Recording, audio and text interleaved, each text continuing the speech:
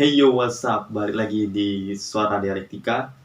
Eh, Terakhir record video mungkin awal bulan Februari. Sekarang udah masuk akhir Februari. Betapa konsistennya saya eh, mengupload video. Tapi tidak masalah. Kenapa baru sekarang ya? Ada momen menarik yang mau saya bagikan untuk aktivitas saya hari ini, 26 Februari 2022. Sebenarnya malam ya, ada acara diskusi begitu. Jadi komunitas pengajian yang biasa saya ikutin, Yuk Ngaji Makassar itu kembali lagi merutinkan agenda offline mereka setelah ya berapa bulan ya tidak aktif lagi semenjak COVID-19. Tapi sebelumnya pernah ada sesekali, tapi kemudian berhenti lagi beberapa bulan dan sekarang sudah kembali lagi. Dan saya juga sudah bertanya gitu sama teman-teman internal di Yuk Ngaji Makassar bahwa insya Allah setelah ini Yuk Ngaji akan rutin kembali setiap pekannya ada kin offline. Alhamdulillah, karena anak muda muslim di Makassar butuh sajian-sajian diskusi yang sesuai dengan lingkaran mereka juga gitu. Karena kan ya bukan berarti tempat diskusi yang lain jelek ya, tapi Yuk Ngaji Makassar itu menyajikan diskusi keislaman tapi lebih relate dengan kehidupan keseharian anak muda sekarang. Maka dari itu kegiatannya selalu ditunggu-tunggu. Judulnya, topiknya tentang nggak punya ayang. Memang dikhususkan untuk para jomblo ya, seperti saya. Karena, kenapa ayang? Karena beberapa hari terakhir itu netizen cukup sering membahas tentang ayang-ayang gitu ya, yang nggak jelas itu. Video-videonya juga bertebaran di mana-mana, ayang-ayang dan sebagainya. Nah, itu yang mau diulas gitu dengan dua narasumber hebat nih. Jadi ada Kak Rizal Jamal, beliau konten kreator, youtuber juga. Terus satu lagi Kak Adi Wijaya, dia memang narasumber tetaplah di Ngaji Makassar dan sering sekali menjadi narasumber atau membawakan materi tentang anak muda gitu, kehidupan percintaan anak muda gitu. Gimana sih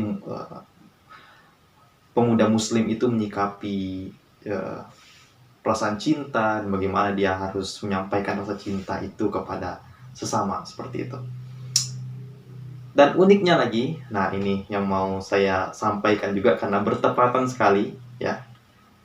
Soalnya dari hari Kamis ada penyerangan ya, Rusia menginvasi Ukraina.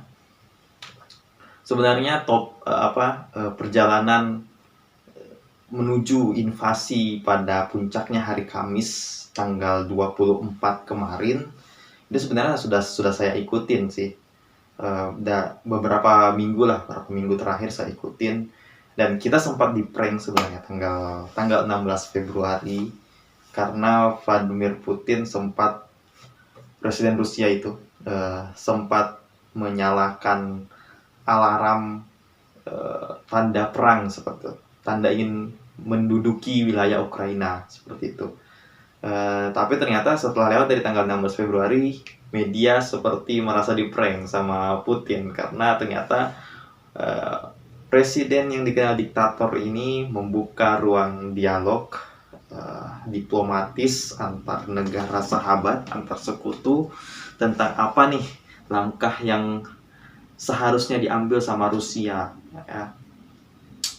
Jadi ternyata terjadilah peperangan itu ya, bukan peperangan sih, tapi tindakan Rusia menginvasi Ukraina. Karena ini belum ada serangan balik yang kelihatan dari Ukraina gitu. Negara ini merupakan pecahan dari Uni Soviet juga, ini lagi bertahannya ini ya. Tapi mereka tetap percaya diri lah. Kalau kita lihat dari media ya, yang sudah disebarkan, termasuk juga terakhir ini saya lihat video dari Presiden Ukraina Vladimir Zelensky bilang mereka akan tetap stay, bahkan dia pun stay di ibu kota, tempat yang lagi gaduh-gaduhnya ini dengan agresi militer. Kita tunggu aja bagaimana perkembangannya, tapi ya Rusia is Rusia ya. Kekuatan mereka ternyata walaupun satu negara ini, tapi kekuatan militernya luar biasa. Bahkan Uni Eropa, negara-negara Uni Eropa seperti Inggris ya, bahkan juga bantuan dari Amerika Serikat itu masih pasif begitu. Hanya sekedar memberikan penyampaian saja dalam forum, tapi realisasinya ya sampai sekarang belum ada, karena dari Vladimir Putinnya sendiri sudah mengeluarkan ultimatum gitu, sudah mengeluarkan sebuah pernyataan besar bahwa siapapun yang ikut campur dalam masalah negaranya itu akan menanggung akibat yang tidak akan pernah mereka pikirkan sebelumnya gitu. Itu gestur-gestur ala Vladimir Putin memang dikenal seperti itu ya. Nah, terus apa yang melatar belakangi nih terjadinya invasi ini? Ya ini relate juga ini dengan topik yang mau saya datangi nih ke tempat diskusi ya. Mau saya datangi nanti malam, itu topiknya kan tentang ayang gitu. Nah, ternyata di balik invasi tersebut ada rasa ayangnya Rusia dengan Ukraina gitu. Jadi karena Rusia punya prinsip ayang itu ya, bukan Rusianya sih tapi Vladimir Putinnya, menduduki wilayah perbatasan, membangun pangkalan militer di sana, bahkan sudah sampai pada perbatasan ibu kota Kiev, kandangnya klub Dinamo Kiev, ibu kota Ukraina. Cukup panjang rentetan ceritanya, tapi yang jelas hal itu terjadi karena banyak yang pada masa lalu ya, saat masih ada Uni Soviet, dan ketika Uni Soviet akhirnya runtuh setelah Perang Dingin, Rusia terbagi. Negara, ada beberapa bagian wilayah yang cabut dari Rusia gitu, memisahkan diri dari Rusia. Salah satunya Ukraina. Dan publik Rusia banyak yang menyesali keputusan pemimpin atau pemerintahan Ukraina saat itu. Kenapa harus dipisahkan? Padahal ada daerah di Ukraina itu merupakan bagian dari lahirnya Rusia. Dan sekarang sejarah kelahiran Rusia itu sudah terpisah dari negaranya sendiri, karena ada di Ukraina. Tapi di sisi lain, rakyat Ukraina ya dari tahun ke tahun merasa ingin sekali keluar dari bayang-bayang Rusia yang masih ada peraturan diplomatis yang membuat Rusia masih membayang-bayangi Ukraina, dan mereka mau Ukraina itu bebas, merdeka untuk menjadi satu negara yang diplomatis gitu, negara yang merdeka. Dan satu lagi, ingin secepatnya bergabung dengan kelompok NATO. Ini adalah kelompok militer Uni Eropa gitu, kelompok militer terbesar lah di dunia saat ini. NATO pun juga pasti bergembira lah, mereka akan mempersilahkan itu terjadi, karena satu hal positif yang bisa diambil oleh NATO, mereka bisa bangun pangkalan di Eropa Timur yang sebelumnya dikuasai oleh Rusia gitu, militernya Putin. Karena hal itu Putin langsung bereaksi dong. Dia merasa orang negara-negara Eropa, negara-negara besar Eropa ini atau Amerika Serikat terlalu ikut campur dengan urusan negara dia dan negara-negara tetangganya ya, sampai akhirnya Rusia bereaksi dan kehasrat untuk mengembalikan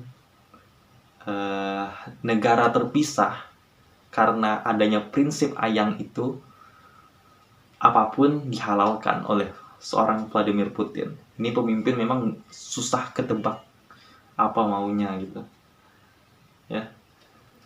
Jadi dan sampai sekarang pun masih berlangsung. Kita berharap saja tidak ada dampak yang signifikan, dampak yang begitu jauh lebih parah terjadi, karena ada pakar internasional juga menyebutkan bahwa ini bisa berujung pada Perang Dunia Ketiga.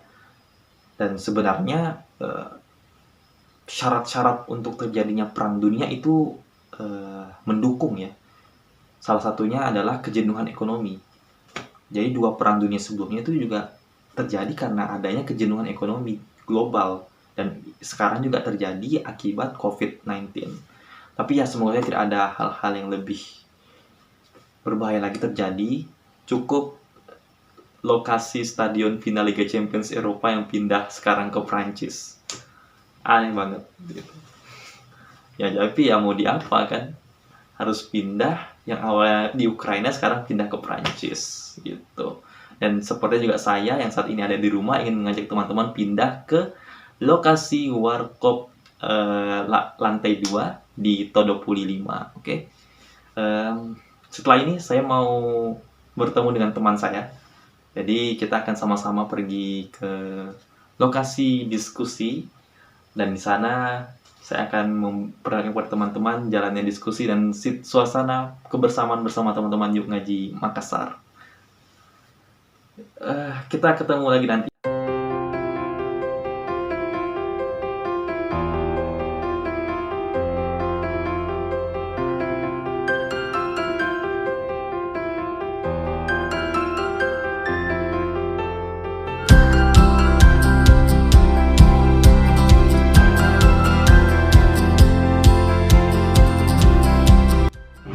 Ada yang menganggap itu adalah masalah yang simpel-simpel saja.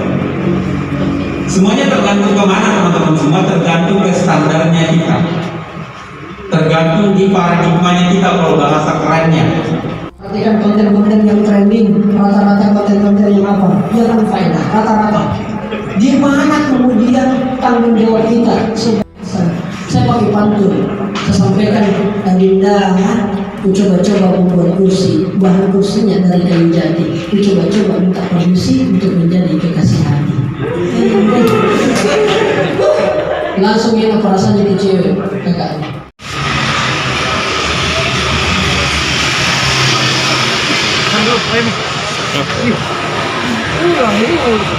Budi cek, MCL kah?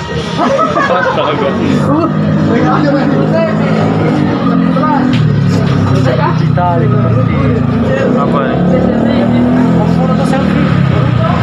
Enggak, saya bikin video. Video apa? Halo. Gimana tadi diskusinya? Alhamdulillah kegiatannya seru sekali. Alhamdulillah. Sangat berfaedah gitu kan. Terus mendapat tips juga sesuai dengan passionku gitu kan, tentang konten kreator. Terus yang paling penting itu terkait temanya, terkait milenial banget lah. Ya, jodoh. Ya. Jodoh itu cerminan diri kita. Jadi pokoknya untuk mendapatkan jodoh yang terbaik yang seperti kita inginkan gitu kan, makanya perbaiki diri kita dulu, maka nanti akan dipertemukan. Jadi memang benahi diri dari sekarang. Jadi nggak instan gitu kan, kita mau sesuatu yang bagus tapi kita nggak mulai dari diri kita, nggak mungkin gitu. Itulah kenapa saya mengajak teman saya ini ke. Terus gue dapat door prize. Wih, masya Allah. Door prize. Turkish British ya. Walaupun Propolis. Nah, ini keren banget. Ya. Apalagi di musim yang nggak mendukung ya. Jadi dikonsumsi bagus banget untuk tubuh. Iya betul. Thank you. Keren. Makasih teman-teman Yuk Ngaji. Oke, kita pulang dulu deh.